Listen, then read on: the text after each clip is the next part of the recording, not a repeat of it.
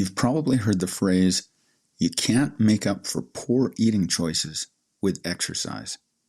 Another way to say the same thing, it takes a lot longer and much more effort to burn 500 calories than it does to eat 500 calories. However it's phrased, the reason why some people seem to attain or maintain their health and fitness goals while others struggle despite working out just as hard lies not in the gym, it's in the kitchen. More specifically, how they plan their meals. Hey there, it's me, Core, and you're listening to Exercising Self-Control, from Fitness to Flourishing. Think about your own workouts and exercise practice. Chances are you were most successful when you went to the gym knowing exactly what you were going to do. You had a plan. You executed that plan, and you tracked your progress. Random workouts might feel good in the moment, but they rarely deliver consistent results. The same principle applies to the food that you eat, yet it's a common practice to wait until hunger strikes, then scramble to figure out what to eat. This reactive approach is like walking into the gym and randomly selecting exercises based on the equipment that's free. It might work occasionally, but it won't get you to your goals. At least, it's better than doing nothing, but it's not very effective or efficient. Just as the most successful workouts follow a plan, execute, review cycle, your nutrition strategy can benefit from the same disciplined approach.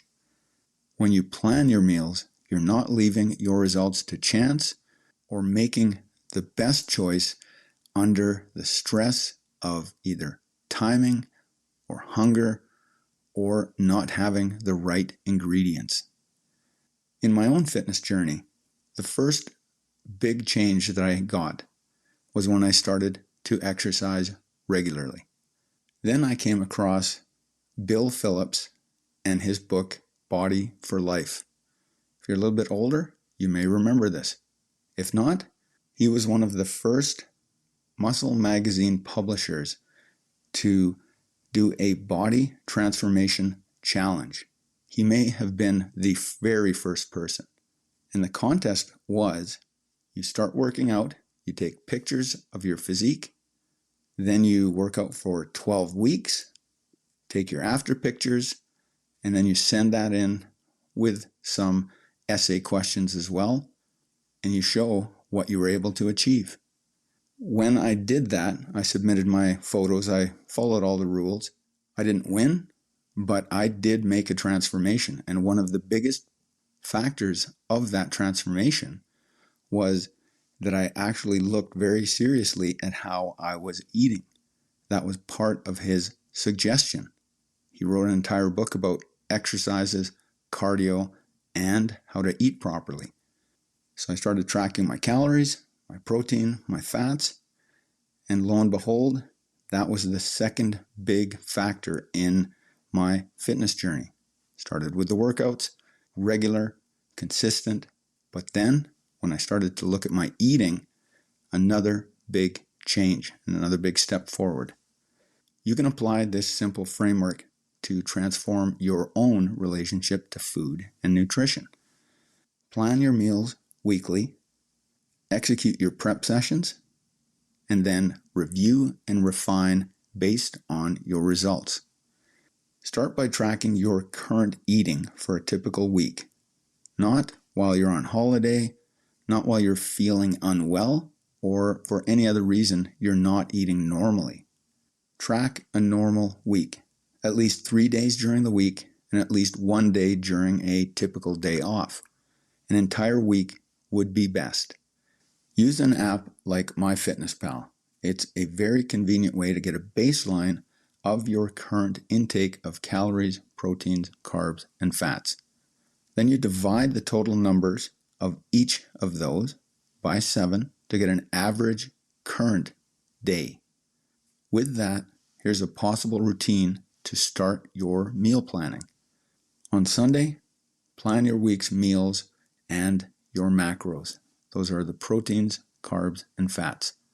For muscle building, a good rule of thumb is 0.7 to 1 gram of protein per pound of body weight. You want to create a moderate caloric surplus while eating the protein level for the body weight you want to achieve. So if you want to gain 10 pounds of muscle, then you have to add 10 pounds to your current weight. Let's say it's 165 pounds and you want to get to 175, then that 0.7 to 1 gram of protein would be multiplied by your desired weight, 175. For fat loss, create a moderate caloric deficit while maintaining your protein intake at that same level, 0.7 to 1 gram of protein per pound of body weight. So that's Sunday. Monday, you're going to shop for all of the ingredients. Use a list. And remember to shop when you have a full belly. Don't go when you're hungry. It's much more difficult to stick to your list when you're hungry. So eat a meal, then go to the grocery store. You want to get your proteins in bulk, select a colorful palette of vegetables, and then stock healthy carb sources in your cupboards, in the fridge, wherever they happen to fit. Tuesday or Wednesday, you're going to prep your proteins and vegetables in bulk. You may grill chicken, bake fish, prepare ground turkey, ground beef, whatever the choices were there. Chop and roast vegetables or fresh. Cook any of your carbs like rice, quinoa, potatoes. And what you're going to do is daily track your intake using your app, something like MyFitnessPal. And then Friday or Saturday, review your week, have a look at the numbers, and adjust. Just as you track the weights that you lift and the sets that you complete in the gym, you need objective measures for your nutrition. So body composition, you can use an electrical impedance scale or a DEXA scan, probably more convenient with the scale. You can track your waist circumference, which is a strong indicator of visceral fat levels, or you can use calipers for skin fold measurements. Performance, you can monitor your energy levels and your workout performance. And then a really easy way to do this is to just take progress photos, like I did with that competition. Keep the conditions the same, the lighting, time of day, and what you're wearing so you can see the difference. The biggest challenge people face isn't knowing what to eat. It's the decision fatigue that hits when you're hungry. Pre-planned meals eliminate this friction, just like having your gym bag packed, your workout planned. It removes any barriers to working out. Put as much attention and effort toward your eating as you do to your workouts. Track your results for a couple of weeks.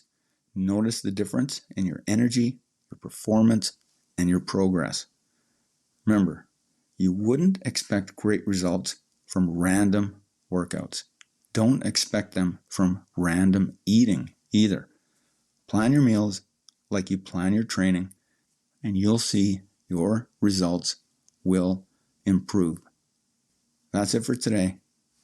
Catch you next time.